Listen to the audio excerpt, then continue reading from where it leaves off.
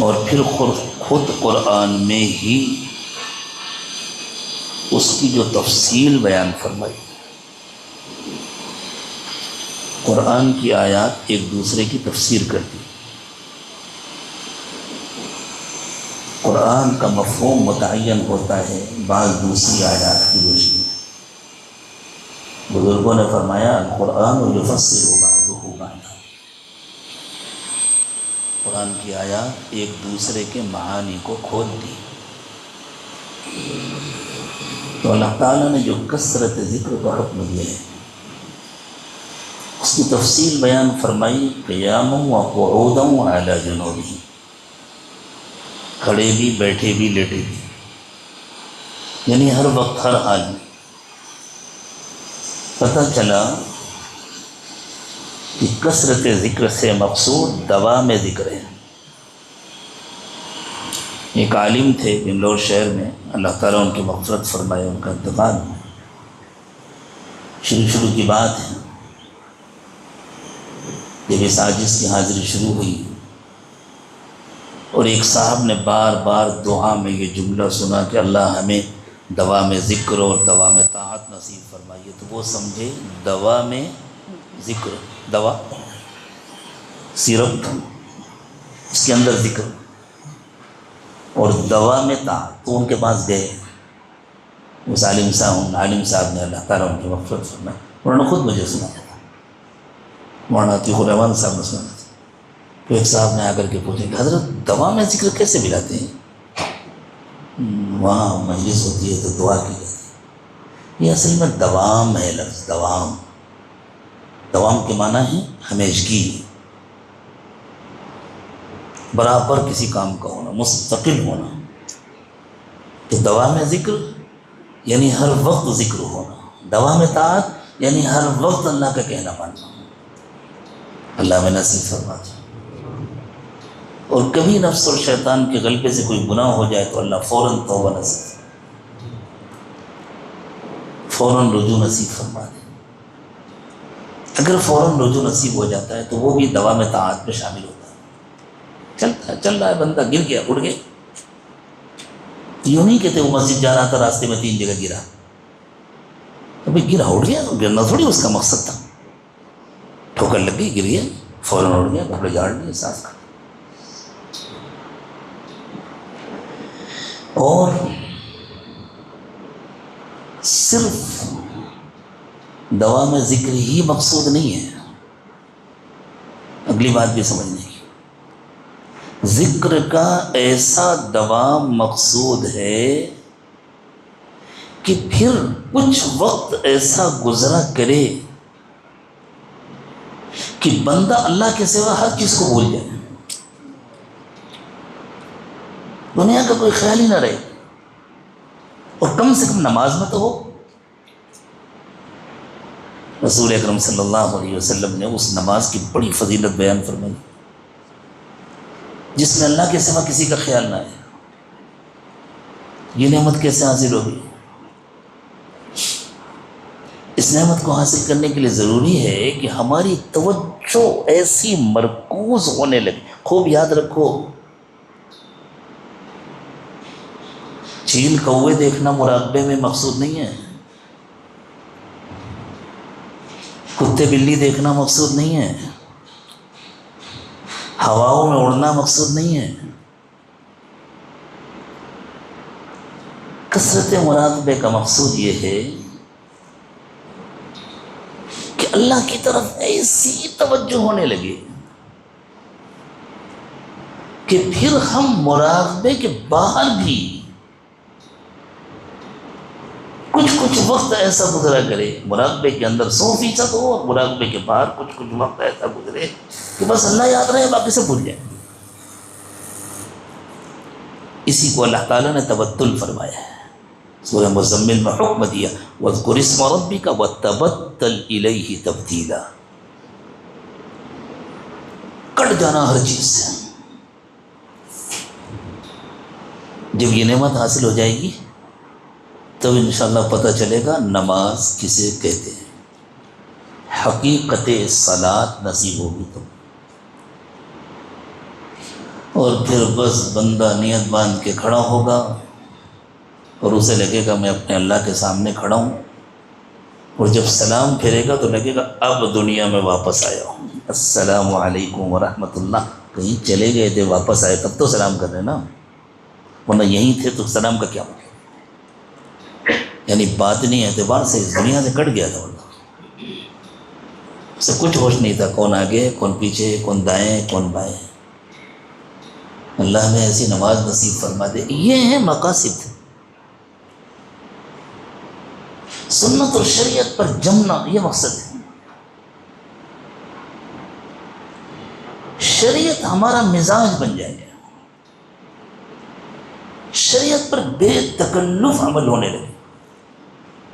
اسے دیکھیں جب اسکوٹر چلانا سیکھتے ہیں نئے نئے، اب تو اسکوٹر میں گیئر نہیں ہوتے، موٹر سائیکلوں میں ہوتے ہیں نا، جب نئے نئے سیکھتے ہیں موٹر سائیکل تو سوچنا پڑتا ہے کون سا گیئر لگاؤں، اور کبھی ایسا بھی ہوتا ہے کہ فرسٹ کی جگہ ٹاپ اور ٹاپ کی جگہ فرسٹ، یہ ساری غلطیاں ہوتی ہیں۔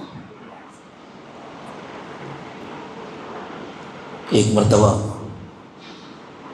بمبئی میں ہمیں کہیں جانا تھا، شہر میں، بہت پرانی بات ہوگی، تو عام طور سے جو گاڑیاں ہوتی ہیں ان کو چلانے کی عادت تھی، ہونڈا وغیرہ چلاتے تھے۔ اس دن جلدی میں تھے، ایک دوست کی بلٹ تھی، اور اس زمانے میں بلٹ میں الٹا ہوتا تھا سسٹم، بریک کی جگہ گیئر، گیئر کی جگہ بریک۔ وہ لے لیے، ایک جگہ جا رہے تھے، پیچھے سے بس تھی، سٹی بس، اور بس گیئر چینج کرنے کے لیے پوری طاقت سے بریک دبا دی۔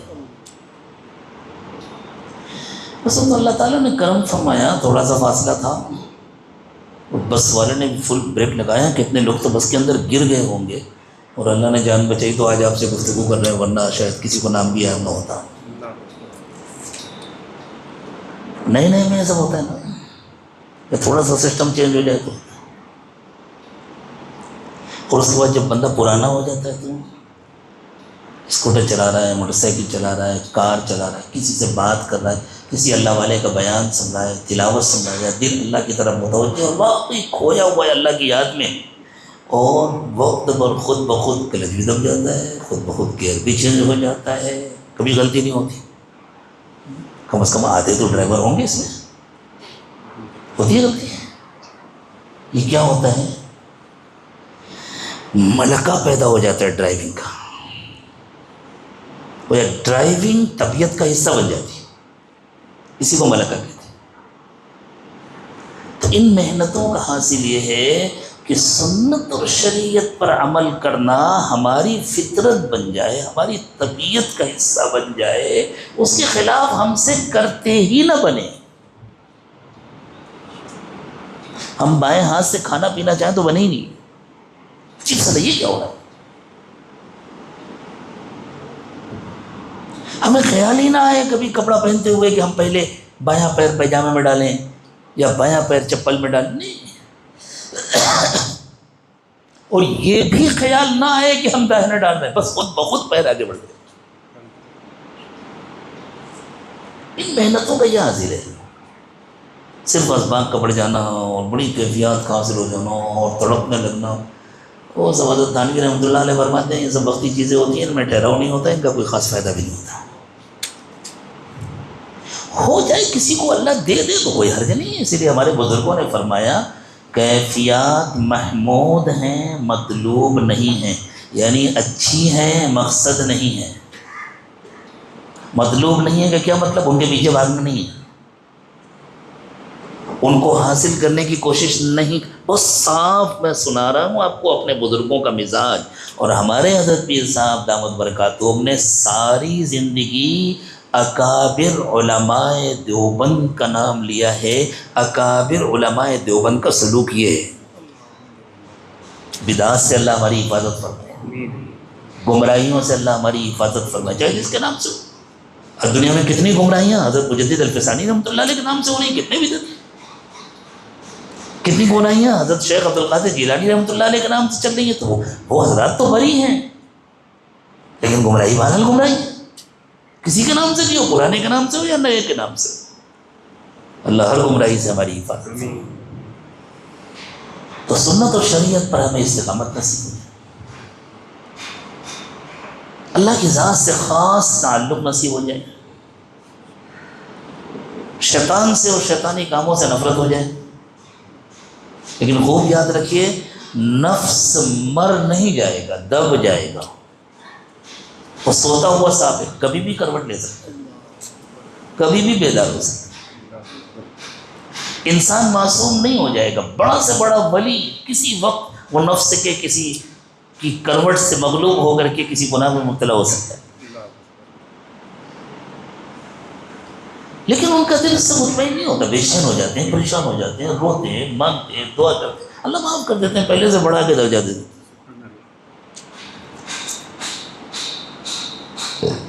یہ اللہ کی منشا ہی نہیں ہے کہ انسان محنت کر کے بالکل گناہ کے قابل ہی نہ بچے۔ ایک حدیث ہے کہ اگر سارے انسان گناہ کرنا بند کر دیں، بالکل ایسے ہو جائے کہ گناہ کے قابل ہی نہ بچے، تو اللہ تعالیٰ کو ایسی انسانوں کی ضرورت نہیں، اللہ ختم کر دیں گے انسانوں کو، دوسری مخلوق پیدا کریں گے جو گناہ کریں گے، توبہ کریں گے۔ اس کا یہ مطلب نہیں کہ ہم آج سے خوب ڈٹائی سے گناہ شروع کر دیں، مطلب یہ ہے کہ نفس سے مطمئن نہ ہوں، ہر وقت ڈرتے رہیں۔ وہ سو جائے گا لیکن کبھی بھی بیدار ہو سکتا ہے آخری سانس تک۔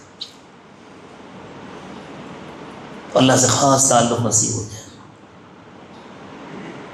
اور کچھ وقت ہم اللہ کو بھول جائے، اللہ کے سوا سب کچھ بھول جائے گا۔ ہر وقت نہیں، ہر وقت بھول جائیں گے تو مجذوب ہو جائیں گے، دنیا کے کسی کام کے نہیں بچیں گے، اللہ دنیا کا کام بھی کرانا چاہیے۔ اس کا فائدہ یہ ہوگا کہ کم از کم جب ہم نماز پڑھنے کھڑے ہوں گے تو اللہ اکبر کہنے سے لے کر السلام علیکم ورحمۃ اللہ تک ہمیں پتہ ہی نہیں چلے گا ہم اس دنیا میں تھے۔ اللہ ایسی نماز نصیب فرمائے۔ روزانہ ایسی نماز پڑھنے کی کوشش تو کرنی چاہیے نا، 2 رکعت ایسی پڑھنے کی نیت تو بات ہے، کوشش کریں اور کثرت سے مراقبہ کریں، دیر دیر تک مراقبہ، بالکل کیفیات وغیرہ کے پیچھے نہ بھاگیں، وہ بالکل مطلوب نہیں، اللہ کو دینا ہوگا دے دیں گے۔ بلکہ بعض بزرگوں کو تو زیادہ کیفیات ملی تو انہوں نے اللہ سے دعا کی، اللہ اس کو بند کر دیجیے۔ زیادہ کشف ہونے لگا تو انہوں نے دعا کی، اس لیے کہ جب کشف ہوگا تو دوسروں سے بدگمانی ہوگی نا، سب کے حالات نظر آنے لگیں گے، اتنا بڑا دل پہ تو پہلے چاہیے کہ انسان دوسروں کی گندگیوں کو دیکھے اور ان کو ترس آئے، جیسے ڈاکٹر کو مریضوں پر ترس آتا ہے اور ان کے لیے دعا کرے اور وہ رو کر گڑ گڑا کر دعا کرے۔ ورنہ اگر انسان اس قابل نہیں ہے اور وہ دوسروں کی گندگیوں کو، برائیوں کو دیکھ کر کے بدگمان ہوتا ہے، تو اس سے بہتر یہ کہ اس کو کشف نہ ہو، اس کی آنکھ بند رہے، بدگمانیوں سے بچائے۔ ہمارے سلسلہ عالیہ نقشبندیہ کے بہت بڑے بزرگ تھے حضرت شاہ فضل الرحمن گنج مراد آبادی رحمۃ اللہ علیہ، بہت بڑے لوگ۔ یہ جو مونگیر میں سلسلہ ہے نا، نقشبندی سلسلہ، حضرت مولانا منت اللہ رحمانی رحمۃ اللہ علیہ، ان کے صاحبزادے تھے مولانا ولی رحمانی، ان کا انتقال ہو چکا۔ مولانا منت اللہ رحمانی کے والد تھے حضرت مولانا محمد علی مونگیری رحمۃ اللہ علیہ، یہ اصل کانپور کے تھے، کانپور سے حضرت اپنے شیخ کے حکم پر بہار منتقل ہو گئے تھے، وہاں بڑے فتنے پھیل رہے تھے، قادیانیت پھیل رہی تھی، تو وہ مونگیر کے ہو گئے۔ وہ مونگیر کے نہیں تھے اصل، وہ اصل کانپور کے بھی نہیں تھے، وہ خاندان منصور پور کا تھا، مظفر نگر ضلع میں جو منصور پور ایک گاؤں ہے، وہ سادات کا گاؤں ہے، تو وہاں سے وہ حضرات کانپور منتقل ہو گئے تھے، کانپور رہتے تھے، وہیں ان کی تعلیم و تربیت ہوئی تھی۔ وہ حضرت شاہ فضل الرحمن گنج مراد آبادی رحمۃ اللہ علیہ کے خلیفہ تھے۔ شاہ فضل الرحمن گنج مراد آبادی رحمۃ اللہ علیہ کا حال یہ تھا، آخر عمر میں اللہ کی یاد میں ایسے کھوئے رہتے تھے، بیٹھے ہوئے تھے اپنی مسجد میں۔ کانپور اور لکھنؤ کے درمیان ایک ضلع ہے اناؤ، اناؤ ضلع میں چھوٹا سا گاؤں ہے گنج مراد آباد، اندر جانا پڑتا ہے، یہ آج اس کئی مرتبہ حاضر ہوا ہے، بڑا فیض ہے وہاں ماشاء اللہ، لیکن وہاں بھی اب بدعت ہو رہی، حتیٰ کہ جو ان کے قریبی رشتہ دار جو ان بدعات سے نفرت کرتے ہیں، وہ حضرات تو چھوڑ کر کے الگ ہو گئے۔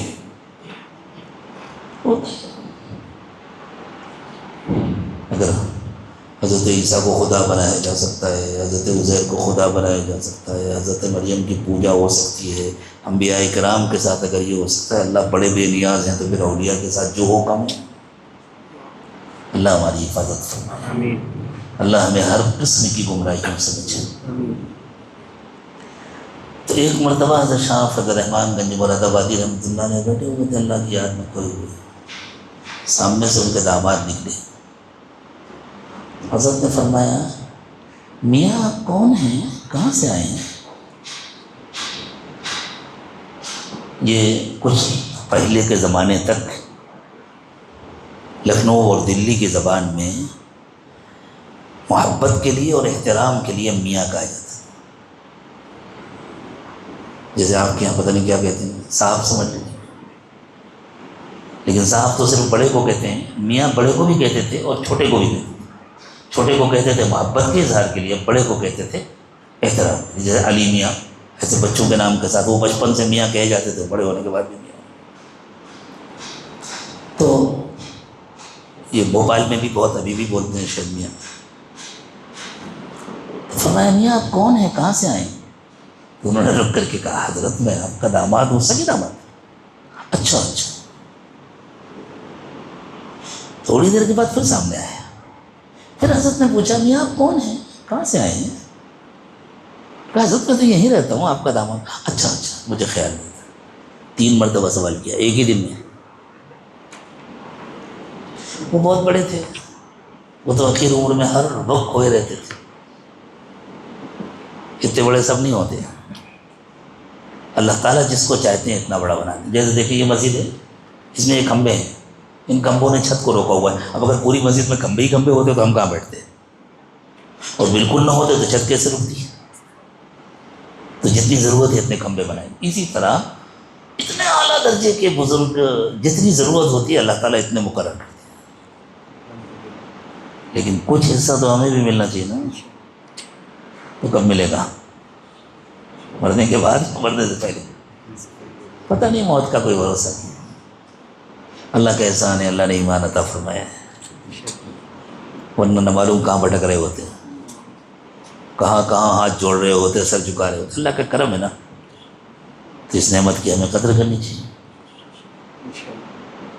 حاجی ایک دوست تشریف لائے ہوئے، ایک پودا لے کر کے آئے تھے، دکھایا انہوں نے کہ ہاں انشاءاللہ لگائیں گے، اور انہوں نے کہا کہ اس پودے کا پتا جو ہے وہ ابال کر کے ڈیکاشن کی طرح بنا کر کے پینے سے کینسر کے مرض میں بڑا فائدہ ہوتا ہے، اور اس وقت اس کی اتنی مانگ ہے کہ ایک ایک پتا 2 روپے 2.5 روپے کا بک رہا ہے۔ وہاں جو دوست احباب بیٹھے تھے، میں نے ان لوگوں سے کہا، میں نے کہا دیکھو اللہ تعالیٰ کتنے رحیم ہیں، کتنے مہربان ہیں، کوئی بیماری ایسی نہیں ہے جس کا علاج اللہ نے نہ دیا ہو، جس کی دوا نہ بنائی، کوئی ضرورت ایسی نہیں جس کو پورا کرنے کا اللہ نے انتظام نہ کیا۔ کبھی ہم کھانا کھانے بیٹھتے ہیں نا، دسترخوان پر اگر آدمی کو واقفیت ہو، جانکاری ہو، اور آدمی سوچے یہ مولی ہے اس کا یہ فائدہ ہے، یہ گاجر ہے اس کا یہ فائدہ ہے، یہ ککڑی ہے اس کا یہ فائدہ ہے، گوشت کا یہ فائدہ ہے، دال کا یہ فائدہ ہے، شاید وہی گنتا رہ جائے گا، کھانا کھانے کا موقع نہیں ملے گا، ہمیں پتہ بھی نہیں چلتا۔ اور وہ سب ہمارے جسم کی ضرورتیں ہیں جن کو اللہ تعالیٰ اس طرح پورا کرتے ہیں۔ اتنے مہربان اللہ کو اگر ہم بھول جائیں، اور اتنے مہربان اللہ کی جان بوجھ کر قصداً نافرمانی کریں، تو اس سے بڑی بدنصیبی کیا ہو؟ اور اللہ کتنے مہربان ہیں، اس کے باوجود اللہ روٹی نہیں بند کرتے۔ کتنے لوگ اللہ کی نافرمانی کر رہے ہیں، کتنے لوگ اللہ کا ہی انکار کرتے ہیں، اللہ نے ان کا کھانا بن گیا۔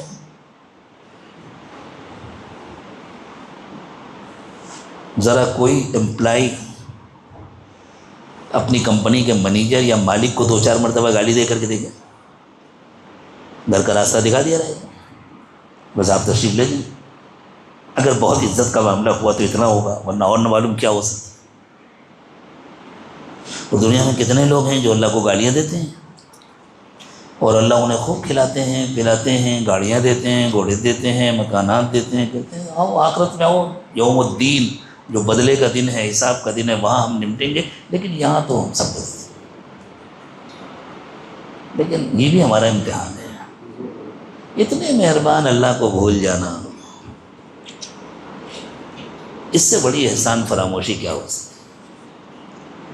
اتنے مہربان اللہ کی نافرمانی کرنا اور اپنے پیروں پر کلاڑی مارنا اور اپنی آخرت برباد کرنا، اس سے بڑی ناسمجھی اور بے وقوفی کیا ہو سکتی؟ تو اللہ تعالیٰ ہم سب کو دوام ذکر نصیب فرمائے۔ دوا میں ذکر کا ترجمہ یاد رہے گا نا، یعنی ہر وقت اللہ اپنی یاد نصیب فرمائے۔ اب ہر آدمی مختلف کام کرتا ہے تو ہر وقت زبان سے نہیں یاد کر سکتا، لیکن دل سے تو یاد کر سکتا ہے نا۔ ابھی یہاں مجلس میں ہے، کل جانا ہے انشاءاللہ، اور ابھی پتہ چل جائے کہ گھر میں کوئی بیمار ہے تو ذکر بھی کریں گے، مراقبہ بھی کریں گے، نماز بھی پڑھیں گے، بیان بھی سنیں گے، اور ہر وقت دل گھر میں لگا رہے گا کہ نہیں لگا رہے گا، پتہ نہیں کیا حال ہے اس میں۔ پھر جب موقع ملے گا چپکے سے جا کے کال کر کے پوچھ لیں گے بھائی ابھی طبیعت کیسی؟ ہاں الحمدللہ پہلے سے بہتر، چلو کچھ اطمینان ہوا۔ لیکن جب تک گھر نہیں پہنچ جائیں گے دل لگا رہے گا کہ نہیں لگا رہے گا؟ تو معلوم ہوا آدمی ایک وقت میں 2 کام کر سکتا ہے، ظاہری اعضاء سے الگ کام کر رہا ہو اور دل کسی اور کام میں لگا ہو، یہ ہو سکتا ہے، ہمارا اپنی زندگی کا تجربہ ہے نا۔ تو پھر یہ کیا مشکل ہے کہ ہم کچھ بھی کر رہے ہیں اور ہمارا دل اللہ کی طرف متوجہ۔ اللہ اپنا غم نصیب فرما دے، اللہ اپنی محبت نصیب فرما دے۔ اللہ کی جو محبت ہوتی ہے نا، اس میں محبت اور غم دونوں گھلے ملے ہوتے ہیں۔ کہیں مجھ سے اللہ ناراض نہ ہو جائے، اس کا غم ہوتا ہے۔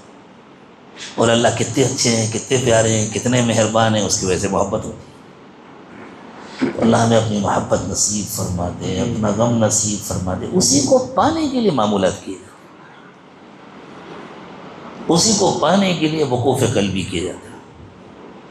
وقوف قلبی سے یہ نعمت ملتی بھی ہے، بڑھتی بھی ہے، باقی بھی رہتی ہے۔ اس کے لیے ذرا لذتوں کو کم کرنا ہوتا ہے۔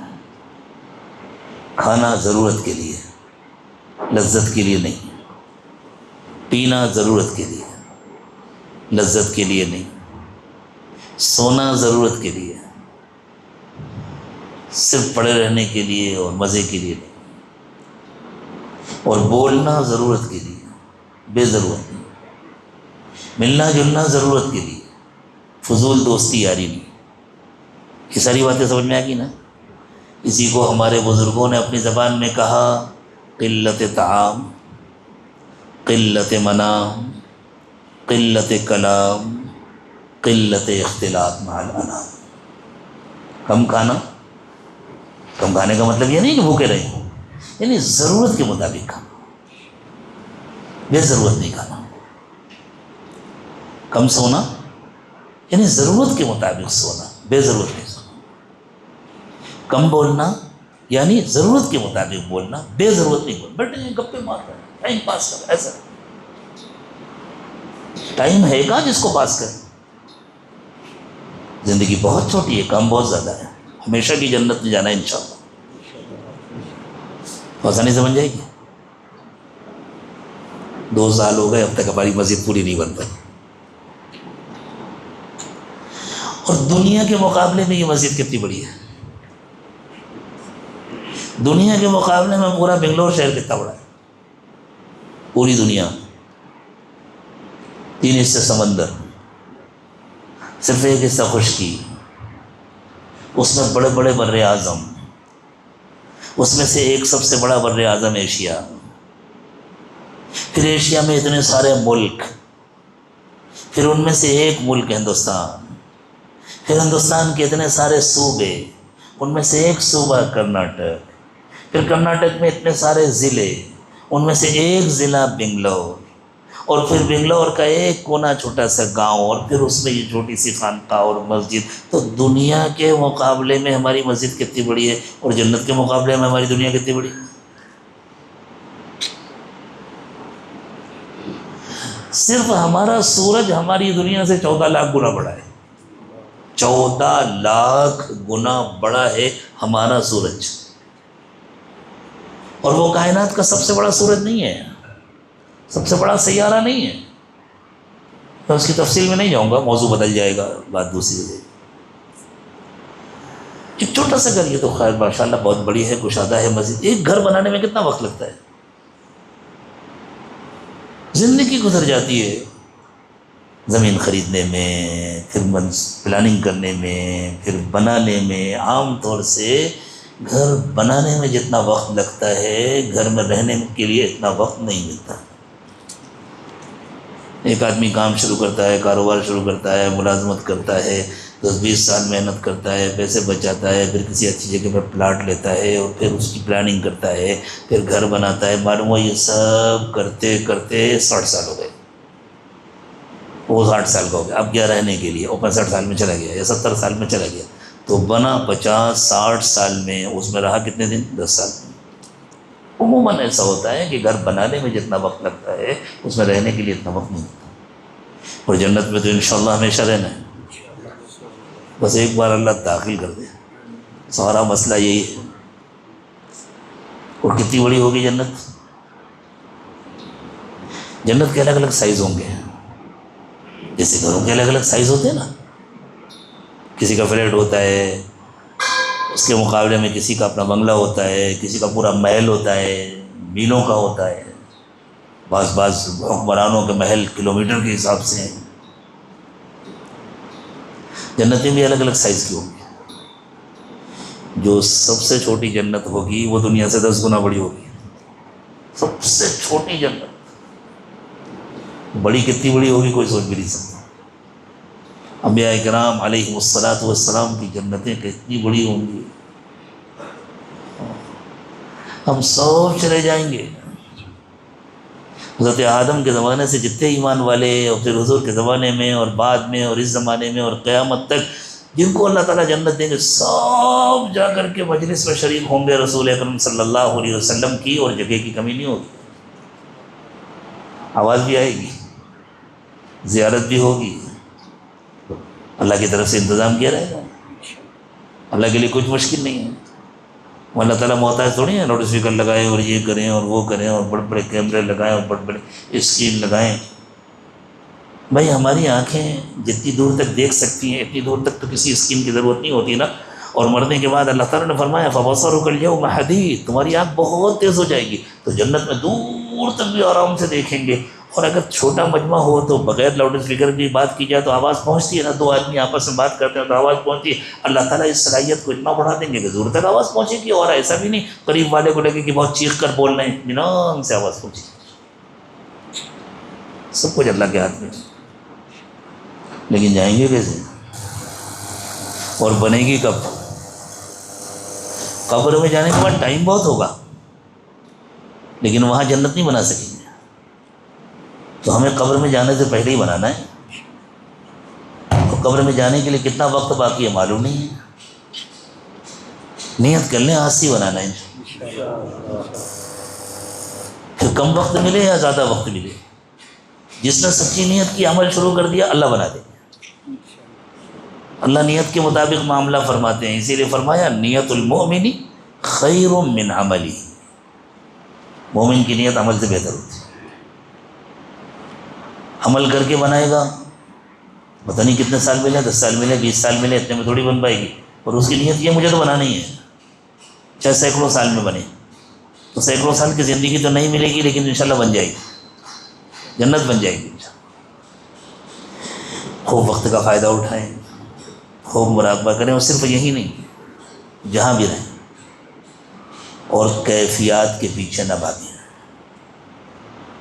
روزانہ اپنا جائزہ لیں، میرے دل میں سنتوں کا شوق کتنا بڑھ رہا ہے، شریعت پر استقامت کتنی حاصل ہو رہی ہے۔ اور ایک بات خوب یاد رکھو، ساری روحانی ترقی نفل عبادتوں سے ہوتی ہے، لیکن نفل کی عمارت فرض کی بنیاد پر کھڑی ہوتی ہے۔ یہ ایک حدیث کا مفہوم ہے جس کو میں نے اپنے الفاظ میں آسانی سے بتلا دیا کہ اللہ تعالیٰ نے فرمایا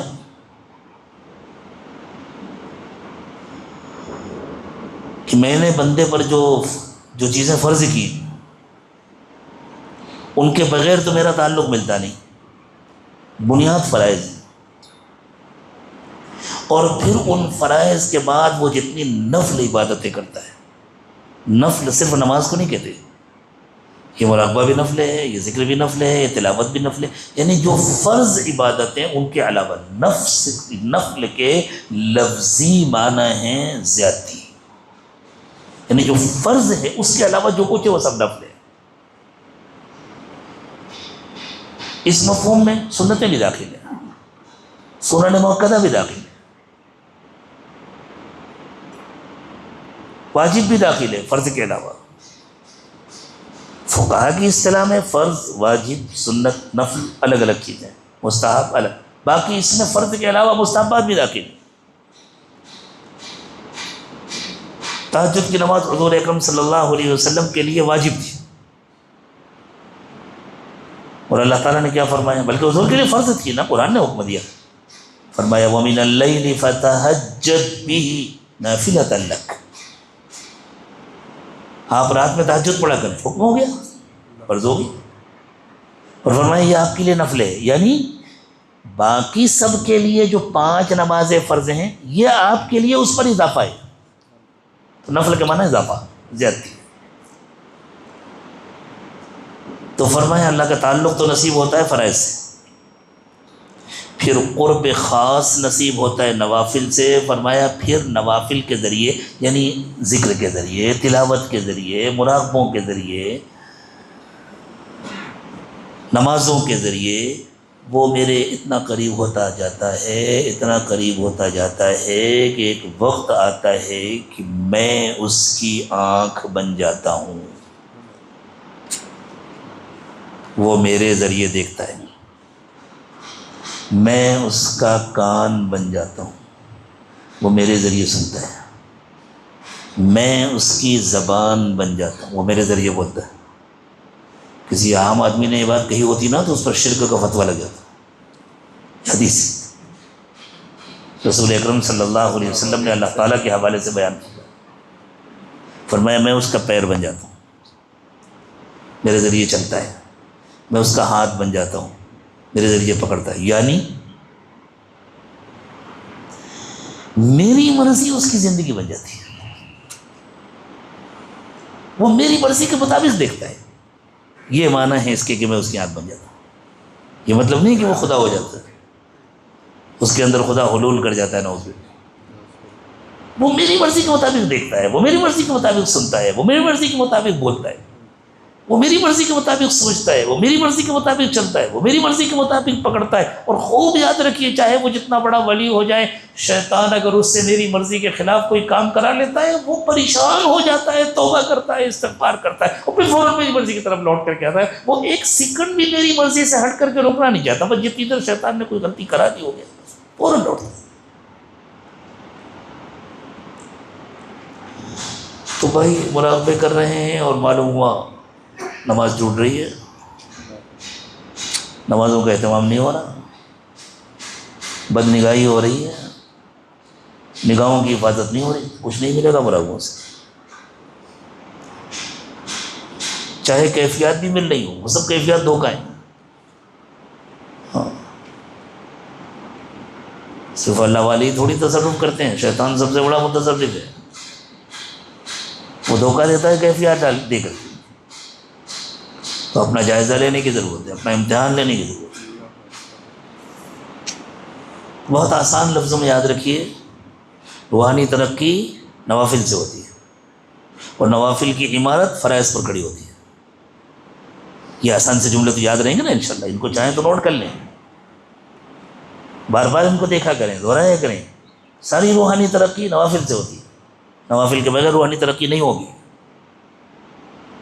اللہ کا قرب خاص نوافل کے بغیر نہیں ملے گا. اور نوافل کی عمارت فرائض پر کھڑی ہوگی. بنیاد کھود دی جائے، عمارت گر جائے گی. ابھی ایک کھمبے، خدا نہ خواستہ کھمبے گرا دیے نا، چھت گر جائے گی. اس لیے فرائض کے اہتمام کے ساتھ، روزانہ توبہ اور استغفار کے اہتمام کے ساتھ، ہر وقت اپنا جائزہ لیتے ہوئے نوافل کا خوب اہتمام، خوب لمبے لمبے مراقبے کا. تو اس سے انشاءاللہ تبتل حاصل ہوگا، توجہ کا ارتکاز نصیب ہوگا. اور پھر انسان کے الگ الگ حالات ہوتے ہیں، محسوس ہوگا ایک نور آ رہا ہے، کچھ مل رہا ہے، اللہ کی طرف سے فیض آ رہا ہے. اور کبھی ایسا بھی ہو سکتا ہے کہ نہ نظر آئے. 2 آدمی کھانا کھا رہے، ایک کی آنکھ کھلی ہوئی ہے، ایک خدا نخواستہ نابینا ہے، آنکھ کمزور ہے، تو ایک کو کھانے کا کلر نظر آ رہا ہے، ایک کو نہیں نظر آ رہا، پیٹ تو دونوں کا بھر رہا ہے نا، تو کلر دیکھنا مقصود ہے کہ پیٹ بھر رہا ہے مقصود ہے؟ پیٹ تو دونوں کا بھرے گا۔ ٹرین میں سفر کر رہے ہیں، کھڑکی بند کر دی تو باہر کا کچھ نظر نہیں آ رہا، ایک نے کھولی ہوئی نظر آ رہا ہے، سفر تو دونوں کا ہو رہا ہے نا، ایک ہی اسپیڈ سے ہو رہا ہے، تو باہر کے مناظر دیکھنا مقصود ہے یا سفر کرنا مقصود ہے؟ منزل پر پہنچنا مقصود۔ ہمارے بزرگوں نے جو مثالیں دی ہیں وہ ذرا پرانی زبان کی ہیں، پرانے زمانے کی ہیں، میں نے مثالوں کا مثالوں سے ترجمہ کیا ہے، بس بات انہیں کی ہے، اللہ کا فضل ہے۔ یا عاجز اپنی طرف سے کوئی بات کہتا بھی نہیں اور کہہ سکتا بھی نہیں، اس کے بعد ہے کیا، جولی خالی ہے، جو کچھ ہے انہیں بڑوں کا ہے۔ لیکن جیسے قرآن کی آیت پڑھی جاتی ہے پھر اردو میں اس کا ترجمہ کیا جاتا ہے، تو اگر ہمارے بزرگوں نے کوئی ایسی مثال دی ہے جس کا اس زمانے میں یا اس مجمع میں سمجھنا آسان نہیں ہے تو دوسری مثال کے ذریعے اس کا ترجمہ کر دیا جاتا ہے، بات سمجھ میں آ جاتی ہے۔ دل تو یہی چاہتا ہے اللہ مجھے بھی اور ہر سالک کو اپنی کامل محبت نصیب فرما دے، بس اللہ کی محبت میں سرشار رہے، اللہ کی محبت میں ڈوبے رہے، اللہ کی مرضی کے خلاف کچھ کرنے کو تیار نہیں، تب جا کر بندہ اس قابل بنتا ہے کہ وقت آ جائے تو اللہ کی محبت میں جان بھی دے دے۔ کیا آج نہیں ہے اللہ کی محبت میں جان دینے والے؟ ہے نا، روزانہ خبریں سنتے ہیں، وہ بھی تو انسانی ہے نا، ہم بھی اسی راستے کے مسافر ہیں۔ اللہ کی محبت بڑا ہے، اللہ کی محبت، سب کچھ چھوڑنے کو تیار ہو اللہ کی خاطر، اس کے لیے یہ معمولات راستہ ہے جو ہمارے بزرگوں نے نکلا ہے، جم کر کریں اور جم کر رہیں، یک درگیر محکم بگیر، بزرگوں نے فرمایا ایک دروازہ پکڑو مضبوط پکڑو، آج کہیں کل کہیں صبح کہیں شام کہیں، اس سے کہیں کچھ نہیں ملتا، کہیں کہیں ہو جاتا ہے۔ اللہ ہم سب کو توفیق عطا فرمائے۔ اتنی باتیں کرنے کا ارادہ نہیں تھا، آپ لوگوں کو بھوک بھی لگ رہی ہوگی، لیکن یہ بھی تو ایک کھانا ہی ہے، جسم کو بھی غذا ملے گی انشاءاللہ۔ تھوڑی دیر اللہ نے ہمیں روح کی غذا عطا فرما دی۔ جو نئے احباب آئے ہیں سلسلے میں داخل ہونا چاہتے ہیں وہ توبہ کے کلمات پڑھ لیں، باقی سب لوگ بھی پڑھ لیں اپنی بیعت کو تازہ کرنے کے لیے، مضبوط کرنے کے لیے۔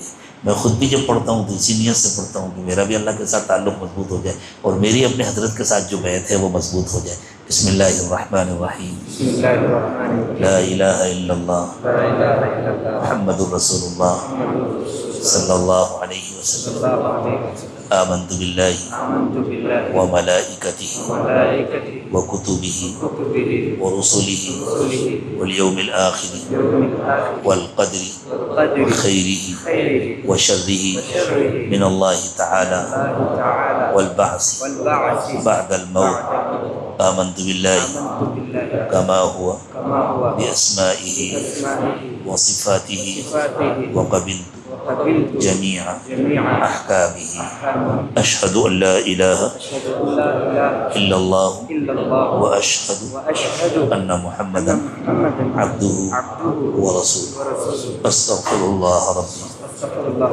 من كل ذنب وأتوب إليه برحمتك يا أرحم الراحمين۔ اللہ تعالیٰ ہماری توبہ قبول فرمائے، ٹوٹنے سے بچائے۔ ایک بات آخر میں عرض کر دوں، مجلس تو ہوتی ہے 3 دن کی، عصر کی جمعے کی عصر سے شروع ہوتی ہے اور اتوار کی زور تک ہوتی ہے۔ جان بوجھ کر ان 3 دنوں میں اجتماعی اعمال کم سے کم رکھے گئے، جان بوجھ کر۔ کیوں؟ پورا مہینہ اپنے کاموں میں لگتے تھے، کم سے کم 3 دن بندے کا وقت اللہ کے لیے ایسا خالی ہو جائے کہ جو کمیاں ہوئی ہیں ان کی تلافی کر لے، انفرادی طور پر الگ الگ، جس کو جہاں موقع ملے بس بیٹھ جائیں اللہ کی یاد۔ تلاوت میں کمی تھی اس کو پورا کریں، مراقبے میں کمی تھی اس کو پورا کریں، توجہ اللہ میں جو کمی تھی اس کو پورا کریں. اس لیے جان بوجھ کر اجتماعی اعمال کم رکھے گئے ہیں. زیادہ سے زیادہ وقت اس وقت کی قدر کریں. السلام علیکم ورحمۃ اللہ.